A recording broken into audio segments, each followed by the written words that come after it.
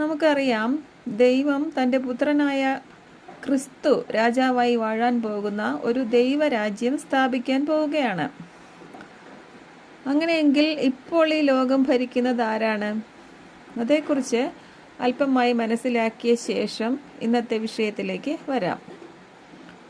1 യോഹന്നാൻ 5-ാം അധ്യായത്തിൻ്റെ 19-ാം വാക്യത്തിൽ പറയുന്നു, നാം ദൈവത്തിൽ നിന്നുള്ളവരാണെന്നും എന്നാൽ സർവ്വലോകവും ദുഷ്ടൻ്റെ അധീനതയിൽ കിടക്കുന്നു എന്നും നമ്മൾ അറിയുന്നു.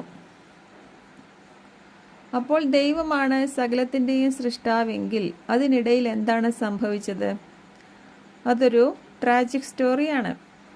ഉൽപ്പത്തി പുസ്തകം മനുഷ്യന് പറ്റിപ്പോയ ആ ട്രാജഡിയുടെ ചരിത്രമാണ് പറയുന്നത്. ആദിയിൽ ദൈവം ആകാശവും ഭൂമിയും സൃഷ്ടിച്ചു, സൂര്യനെയും ചന്ദ്രനെയും നക്ഷത്രങ്ങളെയും സൃഷ്ടിച്ചു, ഭൂമിയിലെ സകല ചരാചരങ്ങളെയും